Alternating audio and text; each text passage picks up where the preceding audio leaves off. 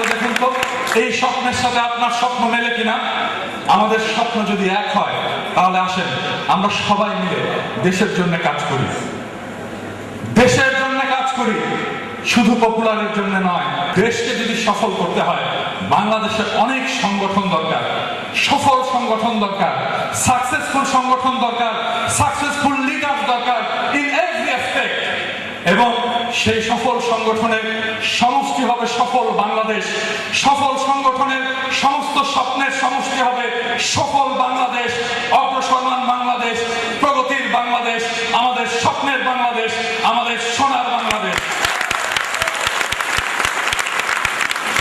আজকে যদি আমাদের দেশের সংগঠনগুলোর দিকে তাকাই আমরা দেখব সেই সংগঠনগুলো দুর্বল সংগঠন। দুর্বল সংগঠন নিয়ে সবল দেশ গড়ে তোলা যায় না। তাহলে আমাদের প্রয়োজন প্রত্যেকটা সেক্টরে সবল সংগঠন গড়ে তোলা। সংগঠনের অর্থ কি? সংগঠনের অর্থ হচ্ছে একটা টিম, সংগঠনের অর্থ হচ্ছে একটা কমন স্বপ্ন, সংগঠনের অর্থ হচ্ছে একটা অবিচ্ছিন্ন স্বপ্ন, যেই স্বপ্ন সবাই মিলে আমরা দেখব। সেই রকম একটা সংগঠন আসে আমরা পপুলারে গড়ে তুলি। পপুলার অনেক কর্পোরেট আসে কক্সবাজারে কনফারেন্স করতে, কেউ পরিবেশের প্রতি দায়বদ্ধতা দেখায় না। আমি আপনাদেরকে চ্যালেঞ্জ করে বলতে পারি আমাদের উদাহরণ নিয়ে এরপরে যেই আসুক না কেন কক্সবাজারে আমাদের পদাঙ্ক অনুসরণ করবে। আসেন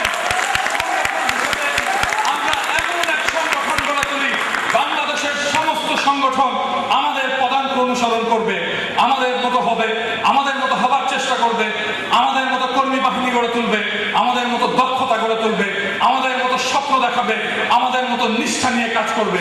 আসেন আমরা সবাই মিলে এমন একটি সংগঠন গড়ে তুলি যেই সংগঠন হবে পপুলার, যেই সংগঠন বাংলাদেশকে পথ দেখাবে, শুধু স্বাস্থ্য সেক্টরে নয় বাংলাদেশ গড়ে তোলার জন্য পথ দেখাবে। সেই রকম একটি সংগঠন আমরা গড়ে তুলি এই পপুলারকে। একটা কথা আমরা বারবার বলি, একক ব্যক্তি ফেল করতে পারে, একটা টিম কখনো ফেল করে না। আমাদের মনে রাখতে হবে আমরা we are not an individual. কোন ইন্ডিভিজুয়ালের কোনো সাকসেস নেই, কোন ব্যক্তির কোনো সাকসেস নেই, টিমের সাকসেস আছে। ব্যক্তি কোনোদিন সাকসেসফুল হতে পারে না, টিম সাকসেসফুল হয়। আমাদের কারো কোনো ফেস নেই, আমাদের কারো কোনো নাম নেই, আমাদের সকলের কমন নাম। আমরা পপুলারের কর্মী, আমরা পপুলারের সন্তান, আমরা পপুলারের নিষ্প্রধান কর্মী, আমরা পপুলারের অফিসার। এটাই আমাদের একমাত্র পরিচয়। এবং এই পরিচয় নিয়ে যদি আমরা বেঁচে থাকতে পারি, এই পরিচয় নিয়ে যদি আমরা এগিয়ে যেতে পারি, পপুলার হবে এক অজেয় সংগঠন। আমাদের সামনে কেউ দাঁড়াতে পারবে না, আমরা সবাইকে পথ দেখে সামনে এগিয়ে যাব। আমরা থাকবো সবার সামনে, সবাই থাকবে আমাদের পিছনে, সেটাই হবে আমাদের লক্ষ্য।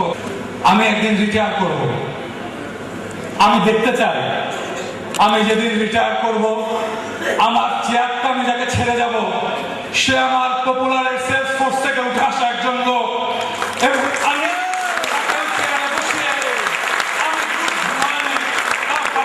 দেখতে চাই আমার কাজ তোমাদেরকে গড়ে তোলা, যোগ্য করে গড়ে তোলা, যেন তোমরা একটা কোম্পানির, একটা ফার্মাসিউটিক্যাল কোম্পানির সিইও হিসেবে গড়ে উঠতে পারো।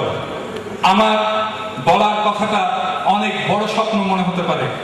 আমি এই প্রফেশনে যাকে গুরু বলে জানি, আমি এই প্রফেশনে যাকে শ্রদ্ধা করি, ডিএইচ খান, উনি ছিলেন একজন মেডিকেল রিপ্রেজেন্টেটিভ। আমি কিছুদিন আগে যে বইটা লিখেছি, বইটা আমি স্যারকে উৎসর্গ করেছি। I think this is not enough. আমি স্যারের প্রতি শেষ শ্রদ্ধা জানাতে চাই। আমার একটাই স্বপ্ন, একটাই আকাঙ্ক্ষা, আমি আমার চেয়ারটাকে একজন মেডিকেল রিপ্রেজেন্টেটিভ থেকে উঠে আসা একজন সিইওকে দিয়ে যেতে চাই। আমি চাই আপনারা সবাই আমাকে হেল্প করবেন। This is my job.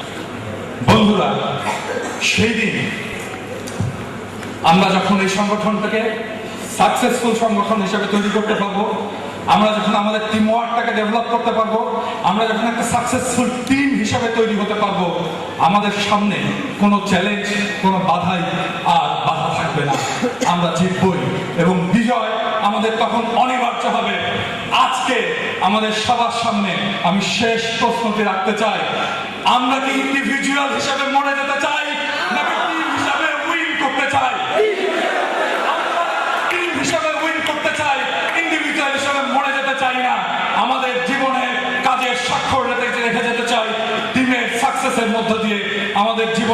আপনাদের স্বাক্ষর রেখে দিতে চাই অমরত্বের মাধ্যমে একটা উইনিং টিমের মেম্বার হিসেবে, পপুলার ফ্যামিলির গর্বিত সদস্য হিসেবে।